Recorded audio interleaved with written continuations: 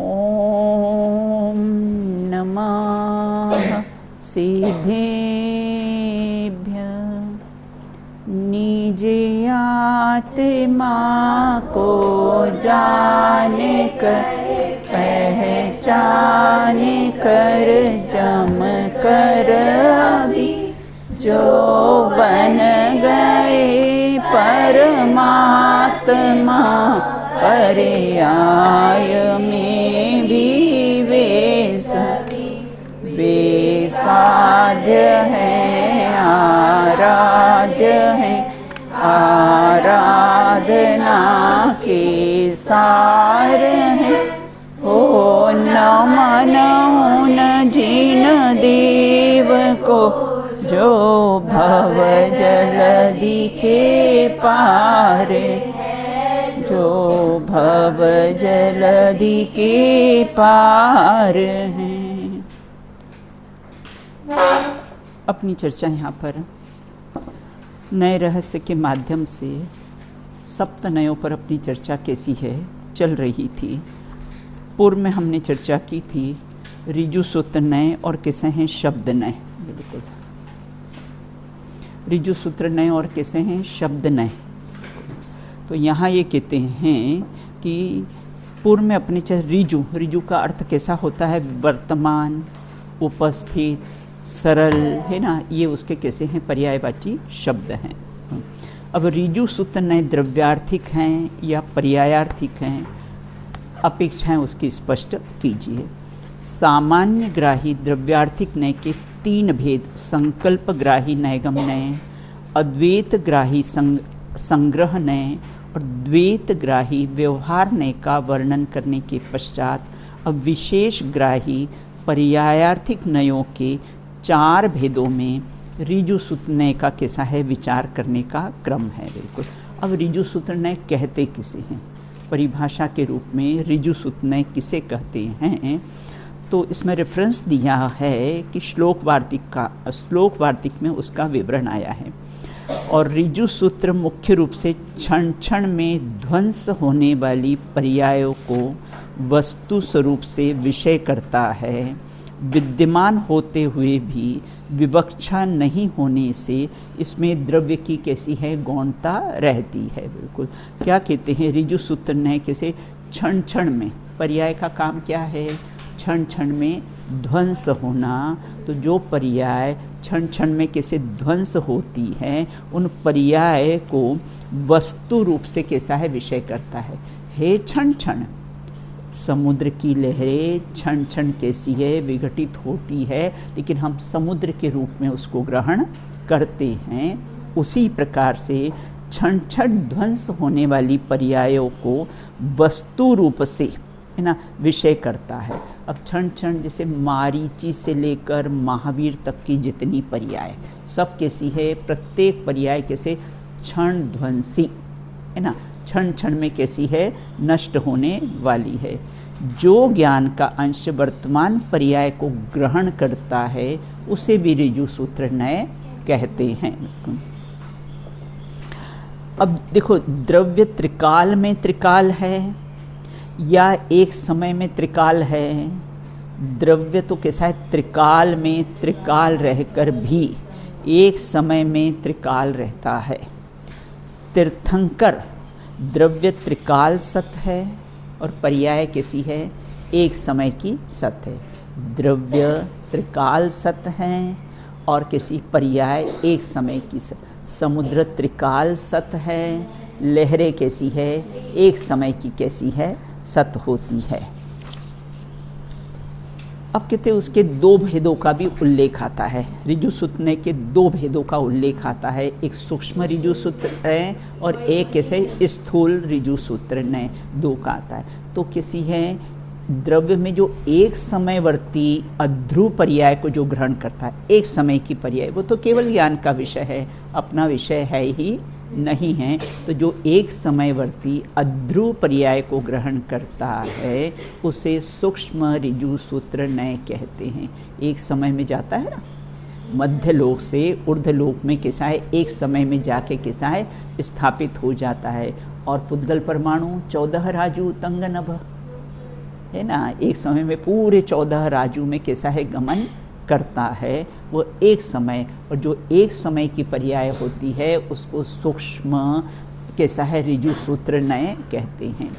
जैसे सभी शब्द, शब्द कैसे हैं, क्षणिक है ना, बोलते ना जबान से जो बात निकली है ना, और कमान से निकला हुआ तीर कभी लौट कर वापस नहीं आता है, इसलिए इस जबान का उपयोग बहुत सोच समझ कर करना चाहिए कि आप ना जो शब्द है ना, देखो एक ही शब्द से महाभारत खड़ा हो गया ना, अंधों की संतान अंधी है, चुप रहती तो क्या होता द्रौपदी को, आज महाभारत तो नहीं होता ना, बिल्कुल ना, तो मौन रहती तो, लेकिन है ना शब्द से ही कैसा है ना, एक शब्द शब्द बोलिए संवार के, एक शब्द तो कैसा है घाव के समान करता है और एक शब्द मरहम के समान काम करता है।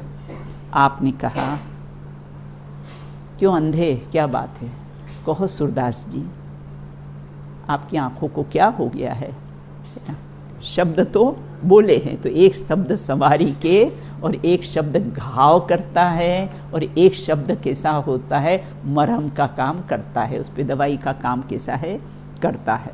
तो इस प्रकार से देखो ये शब्द ने से मेन अपने को कि भैया तुम शब्द को कैसा है बहुत सोच समझ कर बोलो, है ना, चाहे जैसे शब्द मत बोलो, नहीं तो वो घाव की तरह, क्योंकि ये शरीर का घाव तो एक बार भर जाता है, लेकिन शब्दों का जो घाव होता है ना वो कैसा है भरता नहीं है, बिल्कुल। तो इसी प्रकार से यहाँ एक कहते जैसे शब्द क्षणिक हैं, धना चना इत्यादि बोला, जो अपनी स्थिति पर्यंत रहने वाली है। मनुष्य आदि पर्याय उतने समय तक मनुष्य पर्याय को ग्रहण करता है। अब मनुष्य पर्याय तो एक समय की नहीं होती ना, कम से कम तो अंतर्मुहूर्त है ना, जगन्य कैसी है अंतर्मुहूर्त है, बिल्कुल। उत्कृष्ट तो किसे 84 लाख पूर्व की आयु सबसे उत्कृष्ट बताई जाती ना, 84 लाख पूर्व की आयु है, तो वह कैसी 1 कोटि पूर्व श्रीमंदर भगवान की समोषण में 1 करोड़ पूर्व की आयु, तो ये सब कैसी स्थूल सूक्ष्म स्थूल ऋजु सूत्र नय, जो एक समय की पर्याय है वो सूक्ष्म है, और जो अनेक समयों की पर्याय को मिलके हमने बताया कि ये मनुष्य पर्याय है वो अनेक समयों की है, तो वो क्या है स्थूल है, बिल्कुल। अब यहाँ ये कहते हैं कि सूक्ष्म ऋजु सूत्र और स्थूल ऋजु सूत्र नय में क्या अंतर पाया जाता है। सूक्ष्म ऋजु सूत्र नय एक समयवर्ती अर्थ पर्याय को अपना विषय बनाता है, जिसे शुद्ध ऋजु सूत्र नय भी कहते हैं, और स्थूल ऋजु सूत्र नय अनेक समयवर्ती जो व्यंजन पर्याय है, जो मनुष्य का जो आकार प्रकार है उसे अपना विषय बनाते हैं, उसे अशुद्ध ऋजु सूत्र नय कहते। देखो एक समयवर्ती अर्थ पर्याय, देखो जीव और पुद्गल की चारों पर्याय होती है, स्वभाव अर्थ विभाव अर्थ, स्वभाव व्यंजन और विभाव, लेकिन बाकी के जो 4 द्रव्य हैं ना, धर्म अधर्म आकाश और काल, जो 4 है ना, उसमें कैसा है मात्र स्वभाव होती, स्वभाव अर्थ पर्याय और स्वभाव व्यंजन पर्याय है ना, क्योंकि पुद्गल कभी विभाव रूप परिणमन करता ही नहीं है ना। तो इस प्रकार एक अपेक्षा से कहा जाता है स्कंध को, है ना, उसका विभाव कहा जाता है, बिल्कुल। अब आगे कहते हैं कि यहाँ यह बात विशेष ध्यान देने योग्य है कि एक समय की, है ना, एक समय की परिभाषा मालूम है ना कि एक समय किसे कहते हैं।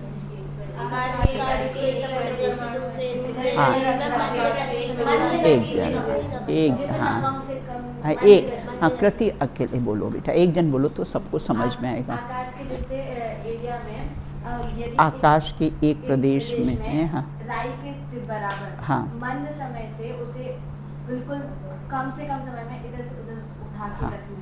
जैसे मैंने कहा था ना, अच्छी तरह से इस बात को समझ लो, ये बार बार आगम में ये शब्द आएगा, एक समय बिल्कुल, है ना।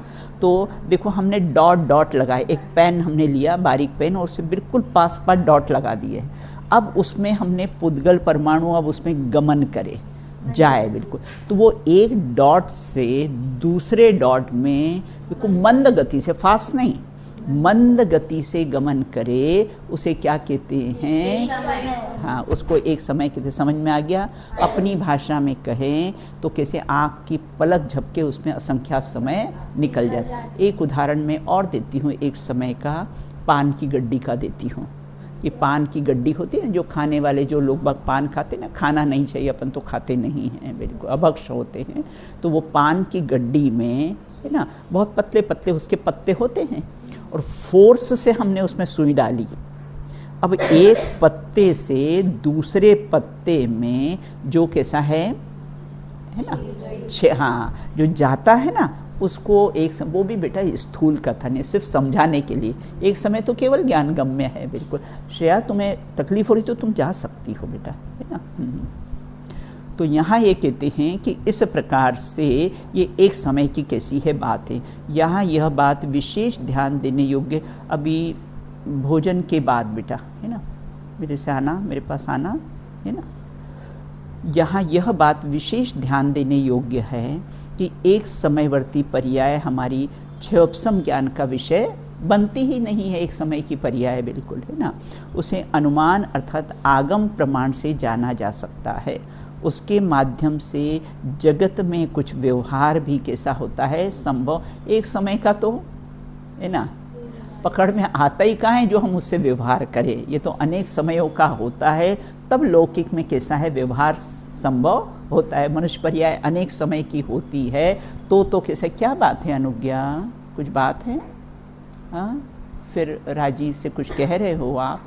हाँ, अच्छा, ठीक है। तो यहाँ ये कहते हैं कि इस प्रकार से एक समयवर्ती पर्याय धारावाही रूप से असंख्य समय तक होती रहे, तब छद्मस्त जीव के ज्ञान का विषय बनती है।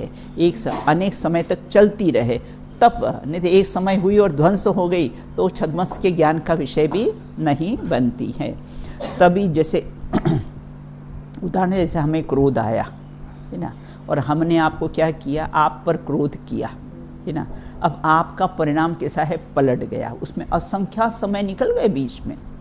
तो इस प्रकरण से पढ़ने से अपने कोई लाभ है कि हम राग द्वेष से कैसे हैं, बच जाते हैं, बिल्कुल। और कहते हैं तभी छद्मस्त जीवों के ज्ञान का विषय बनती। यही कारण है कि स्थूल या अशुद्ध ऋजु सूत्र नय का व्यवहार अनेक पर्यायों के समूह रूप व्यंजन पर्यायों के आधार से ही चलता है। जिनागम में भी इन्हें भी पर्याय संज्ञा दी जाती है। यद्यपि वास्तविक वर्तमान एक समय का ही होता है ना। एक एक समय मिलकर ही तो एक घंटा होगा ना, एक एक मिनट मिलकर ही, एक एक सेकंड मिलकर ही तो कैसा है एक मिनट होता है, बिल्कुल। तो वास्तविक वर्तमान तो कैसा है, एक समय का ही होता है ना। जैसे पुद्गल कैसा होता है, परमाणु ही वास्तव में पुद्गल कहलाता है, बिल्कुल।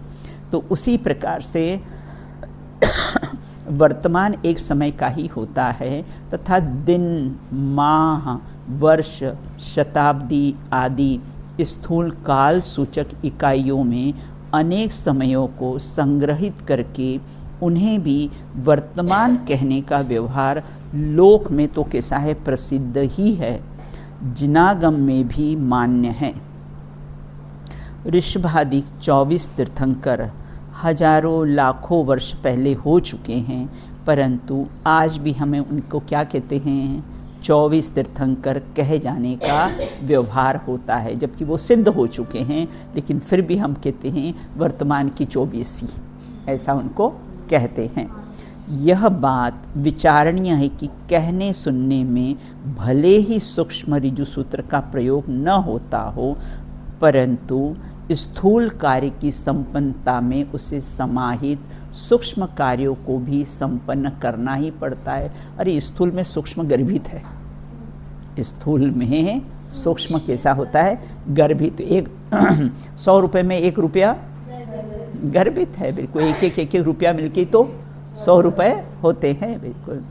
अब यहाँ ये कहते हैं कि ऋजु सूत्र ने को शुद्ध ऋजु सूत्र क्यों कहा जाता है, क्योंकि शुद्ध पर्याय अर्थ है ना और निर्मल पर्याय नहीं है। यहाँ पर वो नहीं लेना है ना, निर्मल पर्याय की बात यहाँ पर नहीं, वो शुद्धता में निर्मल पर्याय की यहाँ पर बात नहीं है।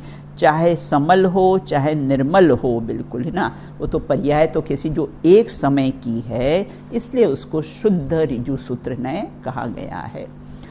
उन्हें उसमें समाहित सूक्ष्म कार्यों को भी संपन्न करना पड़ता है। अगर एक समय की पर्याय नहीं होती एक समय की पर्याय नहीं होती, अगर एक सेकंड नहीं होता तो एक मिनट कैसे होता, और एक मिनट नहीं होता तो 60 मिनट कैसे होते, घंटा कैसा होता है, दिवस कैसा होता है, वर्ष कैसे होता है। उन्हें छोड़ा नहीं जा सकता है। भोजन बनाना, करना, व्यापार करना, मकान बनाना आदि स्थूल कार्यों के बारे में भी कहने सुनने का व्यवहार जगत में बराबर मैंने मकान बनाया, हम व्यापार इत्यादि करते हैं, वो उसमें अनेक पर्याय रहती है बेटा। ऐसा स्थूल व्यवहार कैसा है कहा जाता है। बिल्कुल देखो, वर्तमान में वर्तमान को देखना सूक्ष्म ऋजु सूत्र नय, वर्तमान में वर्तमान को देखना सूक्ष्म ऋजु सूत्र नय है, और वर्तमान में त्रिकाल को देखना वो कैसा है, स्थूल ऋजु सूत्र नय है। बिल्कुल है ना। तो इस प्रकार से समझ में आया बेटा? श्रेया समझ में आई बात? उपयोग बेटा इधर लगाओ। उदय तो आया है, बिना उदय के तो काम नहीं। असता का उदय है बेटा, है ना, बिना असता के उदय के तो काम होता कहाँ है संसार में। बिल्कुल है ना, उदय आया है ना, जाओ तो जा भी सकते हो और बैठो तो बेटा इधर उपयोग लगाओ, है ना। अब यहाँ ये कहते यही स्थिति गति आदि क्रियाओं में है। कोई व्यक्ति एक नगर से दूसरे नगर में जाने के लिए इतना ही कहेगा कि मुझे दिल्ली से मुंबई जाना है, वह चाहे अब जिस साधन से जाए। चलो फ्लाइट से भी गया तो भी उतना डिस्टेंस तो उसको कवर करना ही पड़े, एक इंच का उतना डिस्टेंस तो कवर करना ही पड़े, चाहे वो तीव्र गति से गमन करे। हाँ, ट्रेन से जाए, बस से जाए, है ना, उतना किलोमीटर तो उतना ही रहेगा, उसमें तो कैसा है कोई कमी आने वाली नहीं है। बिल्कुल।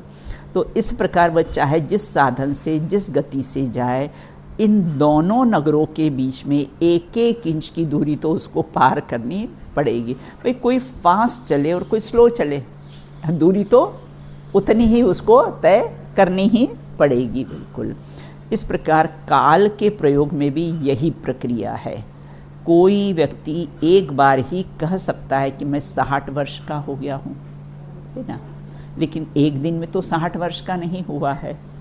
एक समय मिलकर कैसा है वो 60 वर्ष का होने में प्रत्येक वर्ष में उसको 365 दिन, प्रत्येक दिन में 24 घंटे उसमें समाहित, प्रत्येक घंटे मिनट और सेकंड कैसे हैं व्यतीत किए हैं। इस प्रकार एक समय, एक परमाणु, है ना, एक समय मतलब काल की छोटी इकाई, एक परमाणु मतलब पुद्गल द्रव्य की छोटी इकाई, एक प्रदेश मतलब आत्मा के भी प्रदेश होते हैं और कैसे होते हैं आकाश के भी प्रदेश होते हैं। होता है ना, आकाश के प्रदेश अचेतन है, आत्मा के प्रदेश चेतन है। एक प्रदेश आदि सूक्ष्म इकाई यद्यपि छद्मस्त के प्रत्यक्ष ज्ञान गम्य नहीं होती है, तथा आज के वैज्ञानिक अनुसंधानों में 1 सेकंड और मिलीमीटर के भी हजारों भागों की कैसी है गणना आती है। बताया ना, 1 सेकंड में कैसा है ना, नैनो सेकंड्स कहते हैं, उसके भी 1000 भाग कैसे हैं कर दिए हैं। अब यहाँ ये कहते हैं तात्पर्य यह है कि कथन स्थूल होने पर भी कार्य संपन्न होने में यथासंभव सूक्ष्म ऋजु सूत्र नय के विषय का कैसा है प्रयोग किया जाता है। लाभ अपने को क्या क्या हुआ, लाभ अपने लिखाए थे ना, लाभ अपने को एक तो राग द्वेष के पर्याय एक समय की है। आपने मुझे कहा, मैंने आपको कहा, परिणाम पलट गया, मैं तो जो का त्यों रह गया। राग द्वेष से बच जाते हैं बिल्कुल, क्योंकि पर्याय का जन्म क्षण कैसा है एक समय का ही होता है। भूत भूलने लायक है, भविष्य अनिश्चित है, वर्तमान में जियो बस, वो पर्याय कैसी है बीत गई है बस। बिल्कुल। राग देखो, भूत को याद करने से बेटा कषाय होगी, आप देख लेना, भूत की पर्यायों को याद करने से बेटा कषाय होती है है कि नहीं, कि देखो उसने ऐसा कहा, वैसा हुआ था, वैसा हुआ, तो कषाय होती है बिल्कुल, है कि नहीं। अभी मेरे पास फ़ोन आया था एक का, ब्राह्मी सुंदरी में जो काम करती थी उसको वहाँ से निकाल दिया, फ़ोन आया था, भैया हम कुछ नहीं कर सकते हैं बिल्कुल, है ना, अपने उदय का विचार करके समता भाव रखो भैया, बाकी भाई उनकी संस्था वो जाने, हमें कोई मतलब नहीं है, हम तो अपनी संस्था है, हमारी संस्था में शांति है हमारी संस्था में कोई लड़ाई झगड़े नहीं हैं, बहुत सामंजस्य और बहुत प्यार से सब रहते हैं, बिल्कुल रहना भी चाहिए बेटा, अपन धार्मिक स्थानों में रहते हैं तो अपने को तो कैसा है, बहुत प्यार से रहना चाहिए बिल्कुल। तात्पर्य यह है कि यह कथा है ना, तो पहला तो कैसा है, राग द्वेष नहीं होंगे, क्योंकि पर्याय तो कैसी है, एक समय की ही होती है, अनेक समयों की क्षण ध्वंसी पर्याय है ना।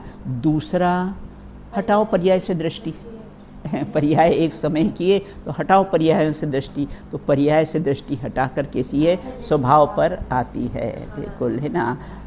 और इसने क्रोध किया, मैंने इसको कहा, उसने इसको कहा, बिल्कुल, है ना। कोई कुछ भी कहे ना तो स्माइल देके निकल जाओ आगे, प्रयोग करके देखना, आनंद आएगा प्रयोग करके देखना अप्पा, इसका अपने को क्या प्रयोग करके देखें, फ़ायदा हो तो ठीक है, नहीं तो अपना कषाय चली रही है, अपने को हाँ कहाँ उससे निजात मिल गया है, उसको कहाँ उससे छुट्टी मिल गई कषायों से अपने को, ठीक नहीं। प्रयोग करके देखो, अगर किसी ने कहा थैंक्स, स्माइल करके आगे बढ़ो। तो इस प्रकार से कथन स्थूल होने पर, कार्य संपन्न होने पर, है ना, यथासंभव सूक्ष्म ऋजु सुतने का विषय बनता है। तो किसी पर्यायों पर से दृष्टि हटकर अपने स्वभाव पर जो स्थायी है उस पर अपनी दृष्टि होती है। देखो एक समय का भी कोई कम महत्व नहीं है, एक समय की जीव अनंत काल खाएगो, एक समय की कमाई स्वभाव सन्मुखता का, एक समय का पुरुषार्थ अनंत काल खाएगो, और एक समय में स्वभाव सन्मुख से विमुख हुआ तो कि अनंत काल गवाएगो। एक समय में असंख्यात लोग प्रमाण बनते हैं, कर्म परमाणु बेटा, समय प्रबद्ध अपन ने देखा था ना। हाँ, अब देखो कहा था ना कि 6 महीने में उपयोग अगर अंतर्मुख करे, एक 6 महीना उपदेश में रुभान तो सम्यक दर्शन हो जाए। फिर का अंतर औपशमिक सम्यक्त्व है ना, अंतर्मुहूर्त तक उपयोग अपने सन्मुख करे तो सम्यक दर्शन हो जाए। और यहाँ कहते एक समय की कमाई तो अनंत काल खाएगो, बिल्कुल। तो इस प्रकार से अपन ने सूक्ष्म ऋजु सुतने की चर्चा की, अब अपन शब्दने की चर्चा करेंगे। बिल्कुल वस्तु स्वरूप को शब्दों के द्वारा ही तो समझा जाता है बेटा, शब्द नहीं होंगे तो क्या होगा, फिर वो अपना लोटस टेम्पल जैसा बहाई मत होते ना, तुम भी मौन हम भी मौन, बस बिल्कुल है ना। तो वस्तु स्वरूप को समझना शब्दों से ही समझना चाहिए, बिल्कुल। अभी अपन देखेंगे कि अगर शब्द नय को नहीं मानेंगे तो क्या क्या हानि होगी। 7 नयों में ज्ञान, ये क्लास नहीं चलेगी, बंद, चलो दीदी बहुत अच्छा है क्लास बंद हो जाए तो, बिल्कुल है ना क्या करोगे, ये क्लास बंद करा भी दोगे तो करोगे क्या, ये बताओ, इससे कोई उत्कृष्ट कार्य करोगे क्या? बोले लौकिक पढ़ाई करेंगे दीदी, है ना। अरे ये करो तो इससे पुण्य बनेगा, तो लौकिक में भी सब है, थोड़ा विश्वास तो रखो जिनवाणी पर, श्रद्धा रखो, विश्वास रखो, बिल्कुल है कि नहीं। वो इतना भी याद नहीं था, है कि नहीं, उड़द अलग है और छिलका अलग है, और केवल ज्ञान ले लिया, बताओ है कि नहीं। क्योंकि इससे कषाय मंद होती, मंद कषाय से मेमोरी का लॉस नहीं होता है ना, वो असाता साता में कन्वर्ट हो जाते हैं। तो इस पर विश्वास रखो जिनवाणी पर, बिल्कुल। ऐसा नहीं इसको छोड़ छोड़ के कैसा है, नहीं इसके लिए झूठ बोल दोगे, हमें ये हो गया, हमें वो हो गया, झूठ बोलकर कैसा है, बोले इससे हम कैसा है स्कूल की पढ़ाई कर लेंगे, गारंटी देती हूँ आपको भूल जाओगे, वो सब्जेक्ट आएगा ही नहीं आपको, बिल्कुल। आप क्या समझते हो कर्म की, है ना, बांझ समझते हो बेटा कर्मों को, हाँ? वो बांझ नहीं होते, बराबर बदला लेंगे। तुम झूठ साज करके मायाचारी करके इस प्रकार से करोगे ना बेटा, पढ़ाई नहीं होगी बेटा, बिल्कुल। कर लेना, तुम प्रयोग करके देख लेना बेटा, ठीक है नहीं। अब शब्द नय, ज्ञान नय से संबंधित नयगम नय और अर्थ नय से संबंधित नयगम नय, व्यवहार नय, ऋजुसूत नय के संबंध में विचारोपांत अब शब्द नय की चर्चा का कैसा है क्रम आता है। तत्वार सूत्र के उल्लिखित 7 नयों की भाषा के प्रयोग के संबंधित शब्द समभिरूढ़ नय और एवं भूत नय 3 का कैसा है उल्लेख होता है। अतः इन तीनों नयों को शब्द नय के भेद से भी माना गया। कौन से 3 नय? शब्द नय, नहीं वो नहीं बेटा, शब्द नय, समभिरूढ़ नय और एवं भूत नय, ये 3 नय हैं। नए शब्द का प्रयोग पर विचार करते, क्योंकि ये 3 नए शब्द के प्रयोग पर विचार करते हैं और उन्हें व्यवस्थित करने के नियमों का प्रतिपादन करते हैं। शब्द पुद्गल द्रव्य की व्यंजन पर्याय है। शब्द कैसे हैं? पुद्गल द्रव्य की व्यंजन पर्याय है, अतः इसे व्यंजन नय या पर्यायार्थिक नय भी कहा जाता है। एक परिभाषा भी और नीचे आएगी, शब्द नय किसे कहते हैं। हमारे लोक जीवन की भाषा की महत्ता में हम सभी भली भांति परिचित हैं। हमारी बोलचाल की भाषा में अनेक दोष भी होते हैं। अपन ने बताया था ना, चेतो चेतन निज में आओ, अंतर आत्मा बुला रही है ना। तो ये कैसा है? लिंग व्यभिचार है। आत्मा तो पुरलिंग है और हमने क्या कह दिया उसको? बुला रही है।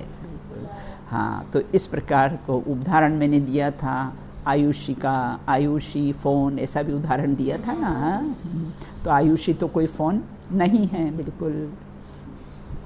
हमारी बोलचाल की भाषा में बहुत देखो बोलचाल की भाषा में दोष होते, लेकिन इस शब्द ने उसको स्वीकार नहीं करता है।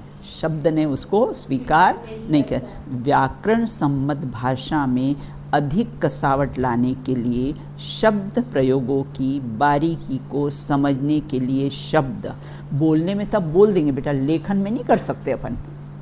लिखने में हम व्याकरण की मिस्टेक नहीं कर सकते बोलने में तो हम बोल सकते हैं। तो इस प्रकार से समभिरूढ़ नय शब्द, समभिरूढ़ नय एवं भूत नय का प्रयोग किया जाता है। बिल्कुल देखो, अब परिभाषा के रूप में परिभाषा आपको याद करनी है कि शब्द नय किसे कहते हैं। लिंग 1, संख्या, साधन आदि के व्यभिचार मतलब दोष की निवृत्ति करने वाला शब्द नय। कितने शब्द आए बेटा? लिंग, साधन, 3 शब्द है ना, 3 शब्द आए। लिंग, संख्या और साधन, इनके आदि के दोष, व्यभिचार मतलब दोष को निवृत्ति करने वाला कैसा है? शब्द नय कहते हैं। देखो और परिभाषा है, व्याकरण के अनुसार शब्द की अशुद्धता को दूर करना ही शब्द नय है। दूसरी परिभाषा क्या है? व्याकरण के अनुसार शब्दों की अशुद्धता है ना। तो शब्दों की अशुद्धता मैंने आपको बताई थी ना, कि मुंबई में तो कैसा है? अपुन है ना। हिंदी की तो टांग ही तोड़ दी है उन्होंने बिल्कुल बराबर हिंदी बोलते नहीं। अपुन को उधर जाना है, तू किधर को जाता है, तुझे क्या मांगता है? अपन बोलते हैं आपको क्या चाहिए, तो तुझे, हाँ तुमको क्या मांगता है ना। इस प्रकार से कैसे हैं हिंदी वो बोलते हैं अपनी बोलचाल की भाषा में। तो यहाँ ये कहते शब्द की अशुद्धता को दूर करना ही कैसा है? शब्द नय है। दूसरी परिभाषा, ज्ञान का वह अंश जो शब्दों के द्वारा व्यक्त हो उसे भी शब्द नय कहते। दूसरी परिभाषा, ज्ञान का वह अंश शब्दों के द्वारा व्यक्त हो। अंश मतलब कैसा? ज्ञान का अंश तो नय है ना बेटा, इसे शब्द नय लिया है बेटा, है ना। तो ज्ञान का वह अंश जो शब्दों के द्वारा व्यक्त हो उसे क्या कहते हैं? शब्द नय कहते हैं। यहाँ व्यभिचार शब्द का आशय सदोष कथन से है। या व्यभिचार का अर्थ वो भाई वो बहुत व्यभिचारी को कैरेक्टर से बेटा नहीं है ना।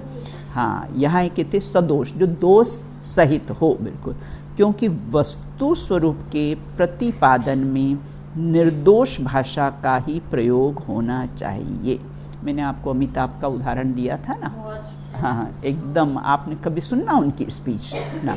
हिंदी भी इतनी शुद्ध प्रॉपर बोलेंगे बिल्कुल। तो क्योंकि वस्तु स्वरूप के प्रतिपादन में निर्दोष भाषा का प्रयोग होना चाहिए। लिंग, संख्या, काल, कारक, पुरुष, उपग्रह आदि संबंधी प्रयोगों में दोष उत्पन्न हो जाए तो लोक भले ही स्वीकार कर लेगा। लोक में सब हरियाणी में भी जैसी भाषाएं बोलते हैं सब लोक में कैसे हैं स्वीकार कर लेंगे। मुझे 1-2 सेंटेंस लिख के दे देना हरियाणी के। तो प्रदोषों में दोष उत्पन्न हो जाए तो लोक में भले ही स्वीकार कर लिए जाते हैं तथा अपवाद के रूप में व्याकरण को भी स्वीकार हो जाते हैं। अपवाद है वो बिल्कुल ना, परंतु शब्द नय, व्याकरण भी एक बार कैसा है स्वीकार कर लेगी, लेकिन शब्द नय कैसा है उसको स्वीकार नहीं करेगा, वो तो दोष को दोष ही मानेगा बिल्कुल। व्यभिचार किसे कहते हैं? वाक्य प्रयोग में जिस लिंग, मैंने लिंग का उदाहरण दिया था ना, लड़की हो तो आजा राजा बेटा ऐसा कह देते ना अपन, तो वो ये लिंग का दोष है। शब्द ने उसको अपन लौकिक की अपनी प्यार की भाषा में, स्नेह की भाषा में ये शब्द प्रयोग कर लेते हैं, लेकिन शब्द ने उसको स्वीकार नहीं करेगा ना। कहा ना रजनी भाई और रजनी बाई दोनों हैं बिल्कुल, है ना। तो ये कैसा है उसको स्वीकार नहीं करे। रजनी मतलब स्त्री ही स्वीकार करेगा, शब्द नहीं बिल्कुल, है ना। वो रजनी भाई के रूप में उसको स्वीकार नहीं करेगा। तो वैसा न कहकर लिंग, संख्या आदि का प्रयोग करना ही लिंग, संख्या आदि का व्यभिचार कहलाता है।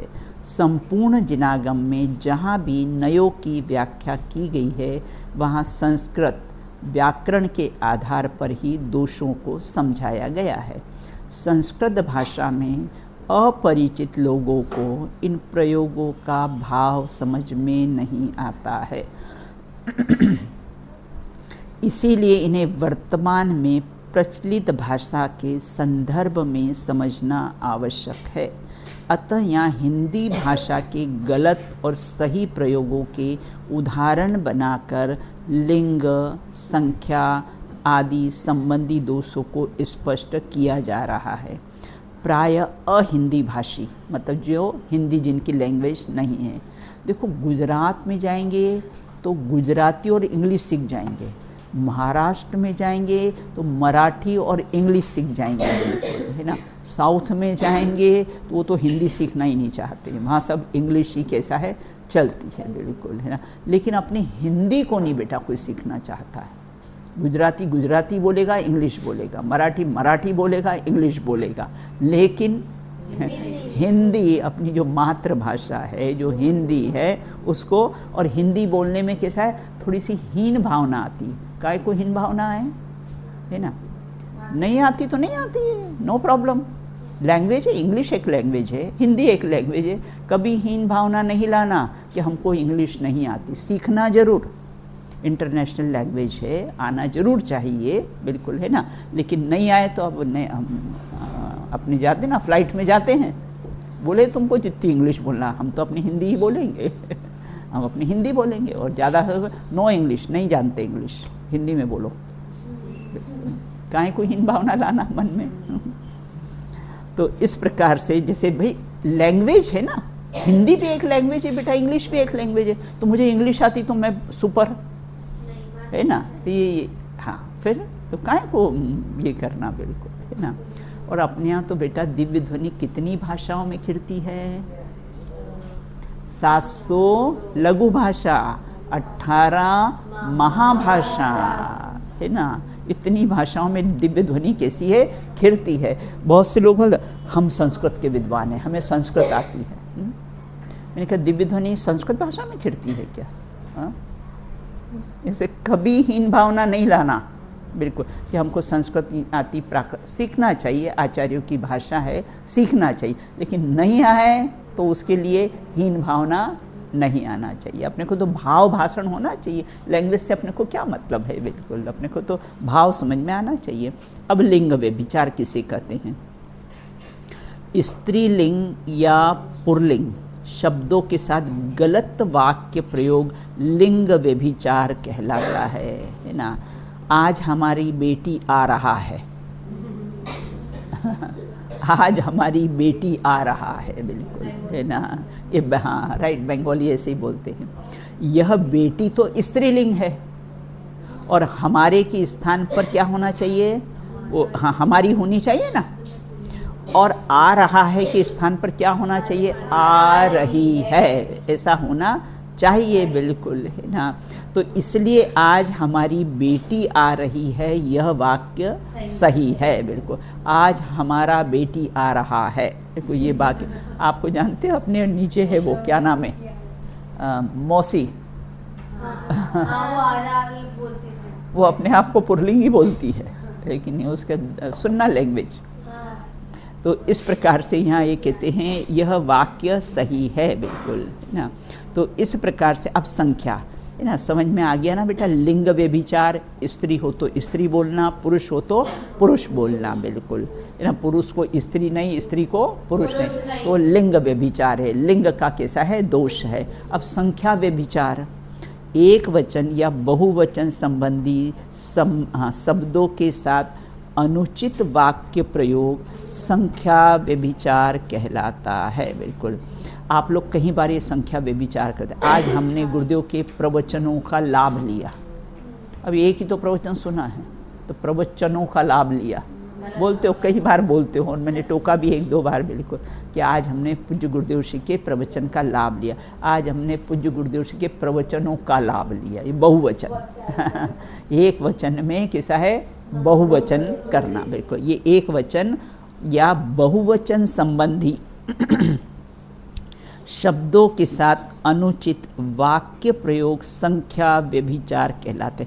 हम आ रहा हूँ, अकेले आ रहे हो तो, है ना, हम आ रहे हैं ऐसा बोल तो कितने जन आ रहे हो आप लोग और एक जन आ रहे हैं तो क्या बोल जाते हैं, हम आ रहे हैं। इस वाक्य में तो हम के स्थान पर मैं शब्द का प्रयोग होना चाहिए, बिल्कुल। हमको जाना है, हमको भूख लगी है ना, मुझे भूख लगी है, हम वहाँ गए थे। हाँ, नहीं वहाँ गए ये तो ठीक है ना, हम वहाँ गए थे। तो अकेले अगर मैं गई तो हम लगाओ तो हाँ बराबर, बिल्कुल, है ना। अकेले गए तब तो कैसा है, हम नहीं लगाना चाहिए, मैं लगाना चाहिए। शब्द के का प्रयोग होना चाहिए, आ रहा हूँ के स्थान पर। अब कोई शब्द का व्यभिचार है तो एक दूसरे को टोक देना तो कैसा है, वो सुधर जाएगा। शब्द का व्यभिचार कैसा है, सुधर जाएगा। अथवा हाँ, मैं शब्द का प्रयोग होना चाहिए, आ रहा हूँ के स्थान पर आ रहे हैं, अथवा बहुवचन का प्रयोग होना चाहिए, मैं आ रहा हूँ या हम आ रहे हैं। यह वाक्य प्रयोग सही है ना। हम पहुँच रहे हैं, मैं पहुँच, अकेला हो तो मैं पहुँच रहा हूँ, अपने साथ और हो तो हम पहुँच रहे हैं, बिल्कुल ना। अब साधन व्यभिचार, दो व्यभिचार समझ में आएंगे, लिंग और संख्या। अब किससे साधन व्यभिचार, संख्या में एक वचन बहुवचन का ध्यान रखना है। हाँ। अब किससे साधन, कर्ता कर्म आदि कारकों के अनुचित प्रयोग का साधन व्यभिचार कहलाता है। रमेश ने सुरेश को फोन किया, हाँ।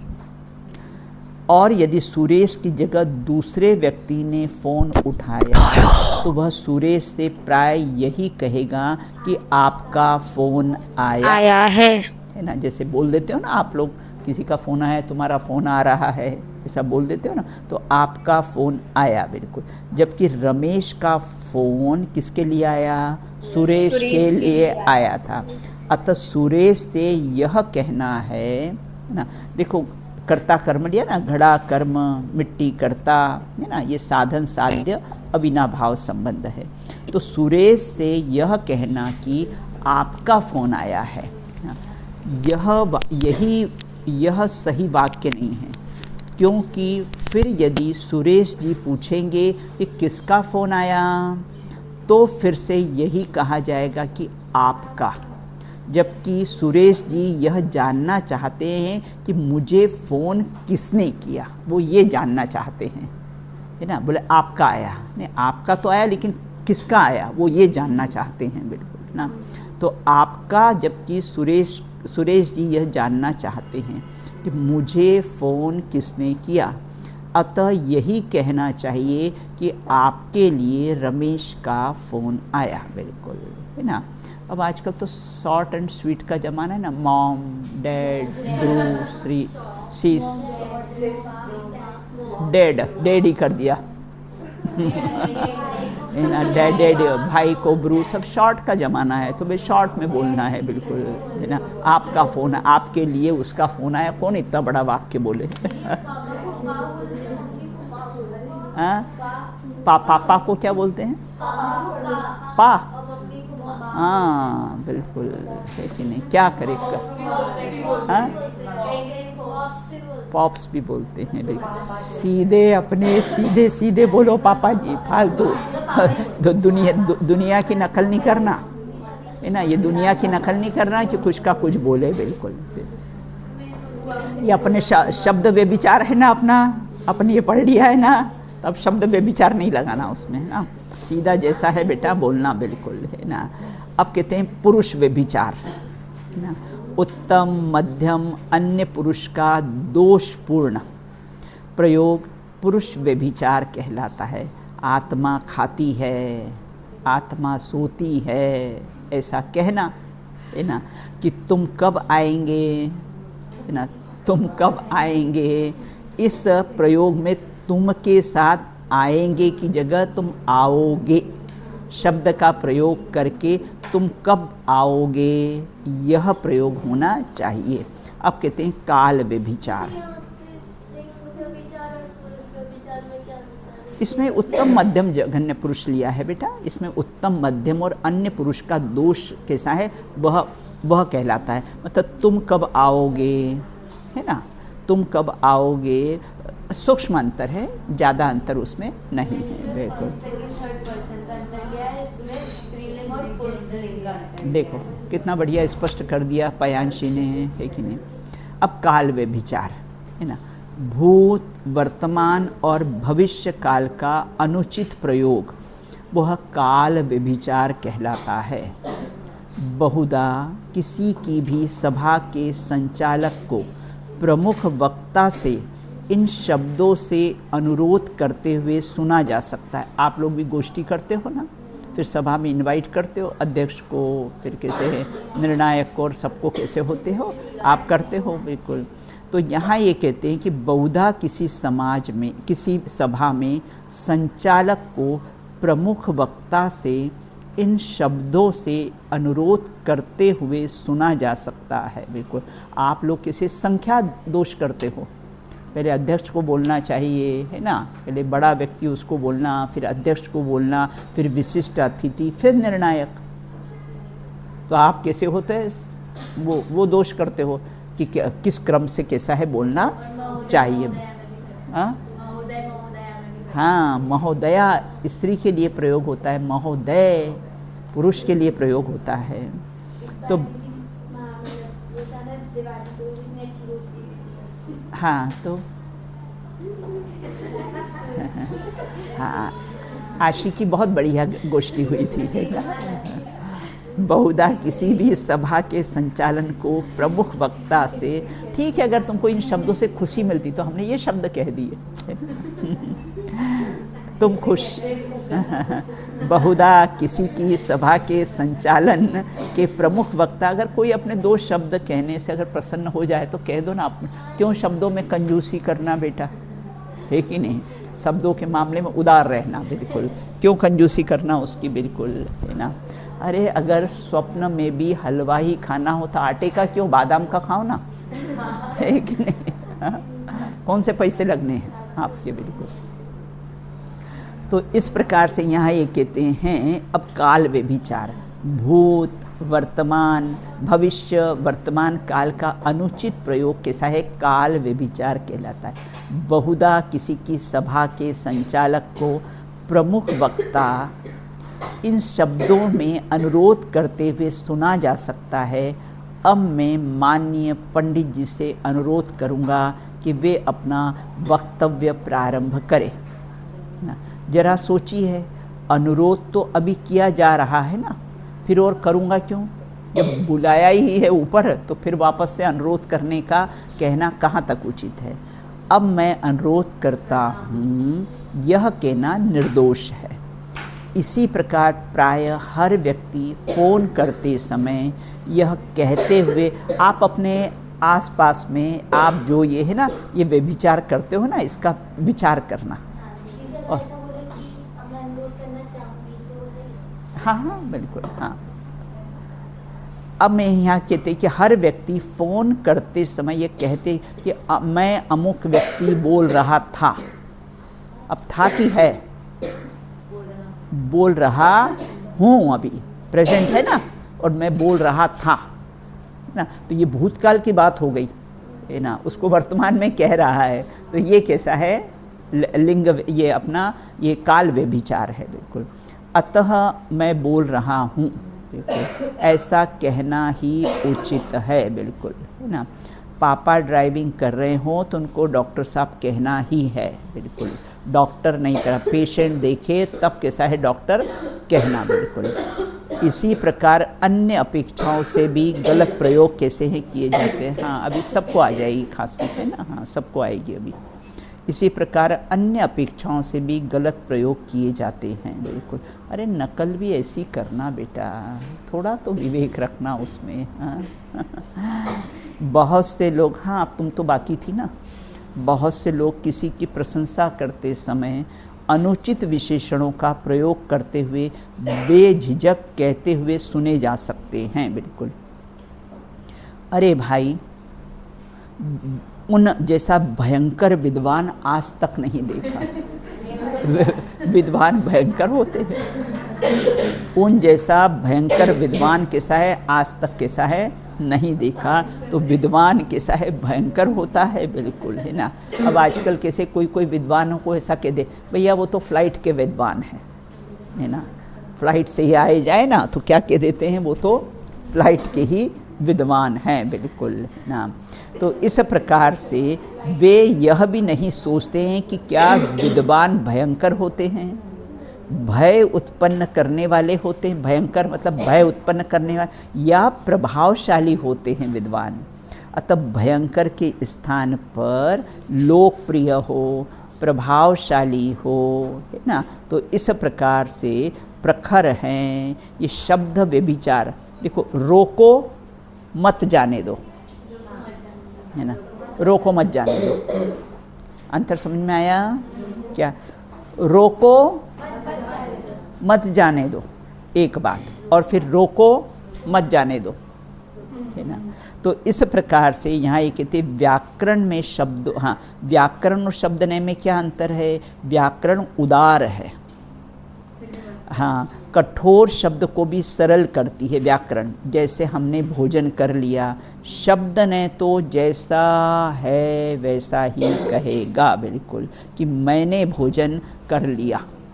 आदि विशेषणों का प्रयोग चाहिए। बस इतना समाप्त कर देते हैं, समय अपना हो गया है। विशेषणों के प्रयोग के समय यह ध्यान भी रखना चाहिए कि आप लोग थोड़ा विचार करना, मुझे बताना, ये लिंग, संख्या, व्यभिचार वगैरह है ना। सो हाँ हाँ हाँ हाँ ऐसा कितना रहता है तुम्हारा, ऐसा कितनी पढ़ाई कितना बचा है, अच्छा अच्छा, हाँ जैसे अपन बोलते हैं ना कि अपन वहाँ जा चुके हैं, हाँ हाँ, तो ऐसे बोलते हैं वो वहाँ जा रखा है, ऐसा। तो तुम बोल दिया करो, ये सब शब्द व्यभिचार है। हाँ मुँह पे ही बोल देते हो?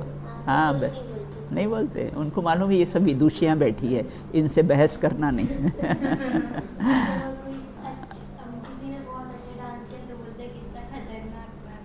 अब वो खतरनाक था, बिल्कुल यही कि विद्वान बहुत भयंकर है। तो विशेषणों के प्रयोग के समय यह ध्यान रखना चाहिए कि विशेषण विशेष के निकट, विशेषण जैसे अग्नि की उष्णता उसका विशेषण है और अग्नि उसका विशेष्य है, विशेषण और विशेष्य, बिल्कुल। के निकटतम होना चाहिए। बिल्कुल देखो, आत्मा विशेष है और ज्ञान उसका विशेषण है। यदि उनके बीच में अन्य शब्द होंगे तो अर्थ अस्पष्ट और विपरीत भी हो सकता है। बिल्कुल, जैसे एक दूध की डेयरी पर यह सूचना लिखी देखी, यहाँ शुद्ध भैंस का दूध मिलता है ना? हाँ, आपने थोड़े भी शब्द आगे पीछे बोल दिए ना तो मीनिंग चेंज हो जाएगा उसका मीनिंग कैसा है, चेंज हो जाएगा। बिल्कुल, यहाँ शुद्ध भैंस का दूध मिलता है, मतलब हाँ, मतलब नहीं, उसको नहला धोला कैसा तो शुद्ध भैंस का कैसा है। इस वाक्य से क्या समझा जाए कि भैंस शुद्ध है या दूध शुद्ध है या दूध शुद्ध है, क्या समझा जाए। बिल्कुल, है ना। अतः यहाँ भैंस का शुद्ध दूध मिलता है, ये वाक्य कैसा है, प्रॉपर है। बिल्कुल, है ना। इसमें कैसा है, शब्द दोष नहीं है।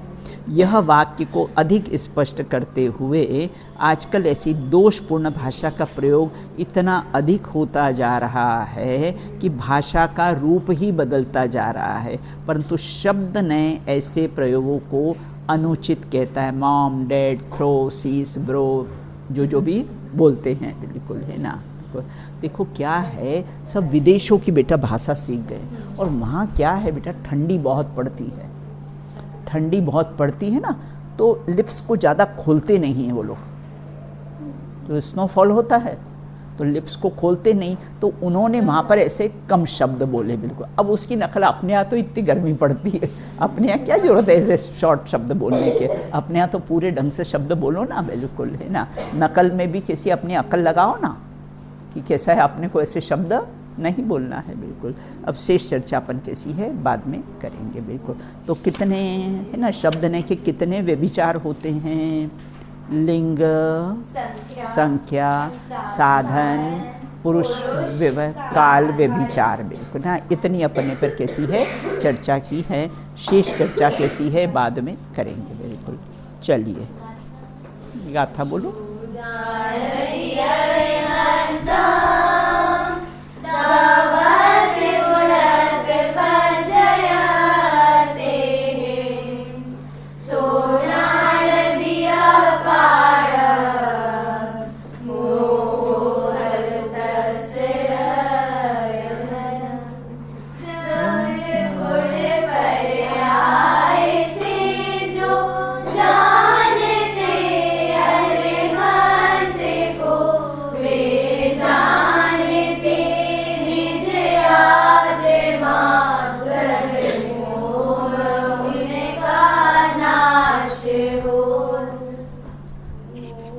बोलिए अनंतन। आज वो वाला बोलो, अहंकार का भाव न रखो। अहंकार का भाव न रखूं, नहीं किसी पर क्रोध करूं, देख दूसरों की बढ़ती को कभी न ईर्ष्या भाव धरूं, कभी भावना ऐसी मेरी सरल सत्य व्यवहार करूं, बने जहाँ तक इस जीवन में औरों का उपकार करूं, औरों का उपकार करूं। बोलिए अनंत अनंत सिद्ध परमेश्वरी भगवंतों की जय हो। नित्य बोधनीय द्वारसंग में जिनवाणी माता की जय हो। वन में विचरण करने वाले समस्त वितरागी संतों की जय हो। शासन नायक महावीर भगवान की जय हो। स्टानिका महापर्व की जय हो। अहिंसामय जैन धर्म की जय हो। एक साथ बोलिए जय जिनेन्द्र जय जिनेन्द्र।